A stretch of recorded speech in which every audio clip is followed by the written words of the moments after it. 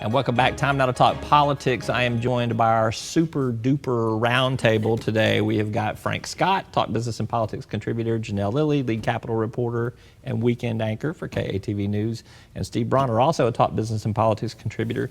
Thank y'all all for being here. Let us dive in with the GOP presidential debate. We got our second one this past week, and it was very long, I think. So who do you think won? Who wants to go first? I'll take it. I think number one was Carly. I think she did a great job. Number two would be Marco Rubio.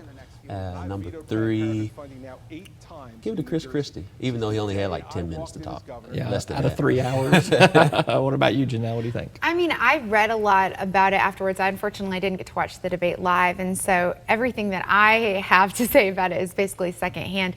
But in almost every synopsis that I read, Fiorina was the person who came out on top. And then, honestly, I did read a lot about Chris Christie as well, coming in as someone who was towards the bottom and actually getting a little bit more of a jab in there. They're interested to see what those poll numbers look like. Steve, I know you sat through it because you and I were in communication the whole time, some before and afterwards, and so I took a couple naps in the middle of it, but I did stay with it through the whole thing. I couldn't believe it was 3 hours. I was not expecting that.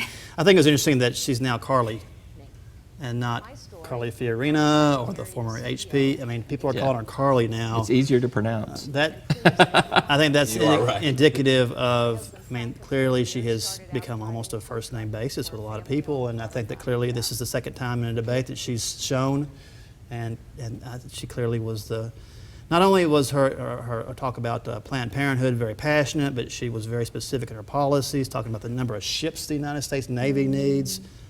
Clearly she did well. Rubio did well. I agree with Frank with his top three. Yeah, I agree. Fiorina and Rubio to me stood out among them as well too. And I thought that defining moment for her when she jumped on the Planned Parenthood stuff and talked about leadership and the need for leadership.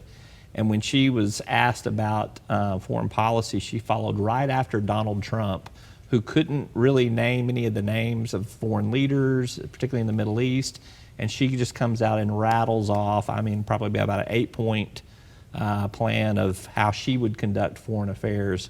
That contrast to me was particularly separating for her. And I think one of the reasons that, she's on a first name basis now with everyone is because it's Donald Trump put her there, right? He kept referring to her, Carly, Carly, Carly, and just not in a derogatory way, but everyone, and I think that repetition coming from the soundbite after soundbite, you really do feel like you've gotten to know more of her because of the back and forth with her and Trump, be it good or bad. And she's the next one coming to the state of Arkansas too. She'll be up in Northwest Arkansas in October, so I mean, you couldn't have found better timing for that necessarily. It reminds me of when Donald Trump came earlier this summer to Arkansas when he hadn't really caught fire like he did right thereafter.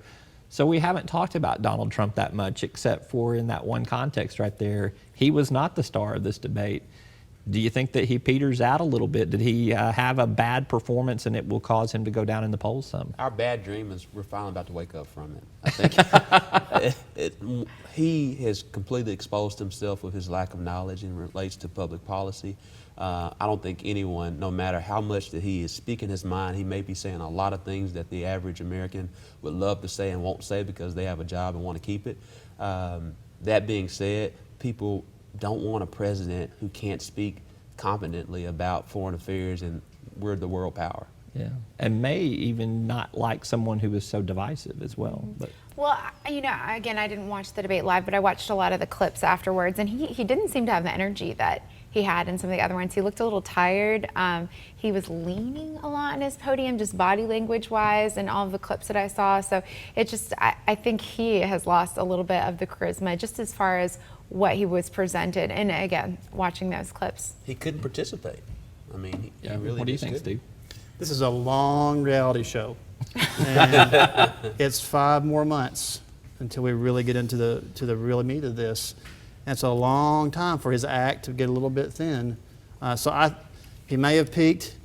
I think he has. On the same time, this year has been so unusual that it's just hard to know what the voters are going to do. Yeah. All right, before we go to a break here, one of the questions at the tail end of the debate was if they were the president, what would their Secret Service nickname be? So I'm going to ask each of you, what would your Secret Service nickname be? Frank? Phoenix. Phoenix? Phoenix. All right. I like it. A little fire there. I guess, I don't know, probably Lily Pad. I would assume they'd play off my last name. Steve, yours. Daddy? Oh, That's man. Roby's. That's That was Roby's. going to be Big Daddy. Big That's going to be Daddy. me because Big Daddy wins again. All right, let's take a commercial break. We're going to come back, talk about some things happening in the state of Arkansas. You guys stick around. We'll be right back after this break. Welcome back to our Talk Politics Roundtable. I'm joined by Frank Scott, Janelle Lilley, and Steve Brawner. All right, let's talk about some things happening at the state level. Steve, I'm going to come to you first. Here are a couple of headlines from stories that you wrote this week related to your coverage of health care for Talk Business and Politics. Health report nears release will offer out-of-the-box ideas. Consultant, most Medicaid dollars unaffected by cost reforms. State marketplace delays action upon senator's request. There was a lot of activity on health care this past week. What do you think is going to be out of the box about some ideas that might be presented? Well, what we're talking about is the Legislative Task Force on Health Care Reform is preparing to make their recommendations for not only the private option, but overall health care reform in Arkansas. And we're waiting on a consultant's report that's going to come out on October 1st.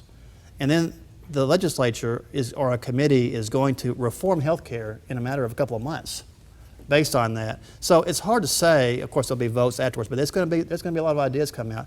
What's out of the box, I don't know. The private option will not exist in its current form. There's no doubt about that. But it has to change significantly. We found out this week that of all the creative, innovative things that Arkansas has done for its Medicaid population, it turns out that that doesn't affect 74% of all the dollars. Those all go to the aged, the blind, the disabled. So Where there's no flexibility. well, there's going to have to be, Yeah. because we are spending the current. If you're headed toward a cliff, you've either got to turn, stop, or you go over the cliff. Something has to happen. But as far as what that recommendation is going to be, it's going to involve more risk for the providers. They can't just bill and get paid. But I can't tell you exactly what it's going to be at this point. All right, so Steve is saying that there's definitely going to be something different, and that the private option will go away as it currently exists, but there will be Medicaid expansion still. Yeah, and I've heard similar things, although I will say I've also heard some skepticism about this out-of-the-box mentality. You know, what's really out of the box? Are they just kind of branding it that way so it seems like something comes about this? I've heard a lot of criticism about that so far. You know, of course, we don't really know until we see the report in October whether or not it is something unique and out of the box, but a lot of people think they've kind of hit a point where, you know, you've kind of come up with what you can. You've been as innovative as possible. Now you just have to make the cuts or make the decisions. And as far as like some super out of the box solution to this problem, I don't think a lot of people are holding their breath. I tend to agree with Janelle. It's just that they've done a great job of thinking outside of the box, been very innovative with the plans that's been presented, and hopefully can be implemented. But there's going to have to be some tough decisions. But I think one of the key decisions is what we do to make sure that our hospitals continue to stay open and that people continue to receive care. And so I firmly believe Medicaid expansion is here to stay, but it'll be from a more private sector perspective. There seemed to be some indication too, at least from the governor and from I think a lot of folks that are in leadership thought that there are some things that the state can do and not have to request some federal permission because of the current waiver that they have. But there will be some things that will require more federal permission, for instance, tying work to health care. Is that your assessment? Sure, and there's a waiver called the 1332 waiver that's supposed to be very flexible if it'll actually be granted. And it'll be interesting to see how the federal government handles this. So far, they've been pretty flexible because they need red states like Arkansas to buy into this. And if, you know, Arkansas's participation in Medicaid expansion set off a chain reaction that other red states like Indiana also joined in the expansion.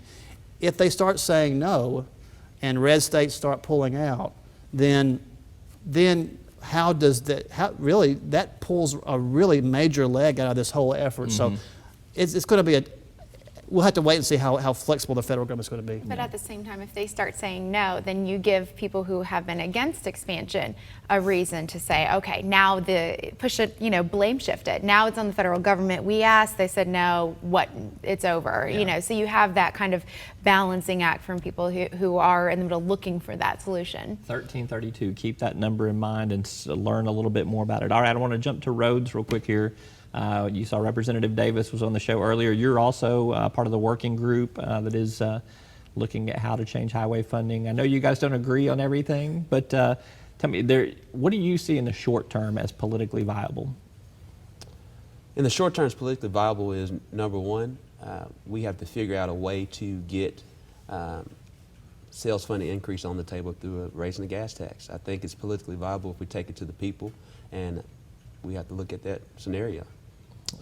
Anything after that in terms of alternative? Do you think that the task force will recommend that? I think the task force will strongly recommend raising the gas tax. Still up to the governor and the legislature to do that, though. All we're there to do is to recommend. So if that fails, then what? Our roads will continue to crumble. All right. We've got about 1 minute left here. Let's go to one other thing this week that I wanted to get some input onto. John Burris with Talk Business and Politics talks about abolishing the Highway Commission. I'm going to work around and give the commissioner the last word on this. Do you think that's a good idea? Well, this is awkward. It's okay. I think that having people like Frank Scott on the Highway Commission is a good thing. I think having a commission that is almost completely independent and can make so many decisions on its own without having input from others maybe should be rethought. All right, Janelle. I don't know if it's really going to happen. I mean, it's interesting to talk about and for John Burris to write about, but as far as like a political reality, I just don't see it happening. Yeah, it would have to be a constitutional amendment and all see kinds it. of changes. It would take a long time to make that happen.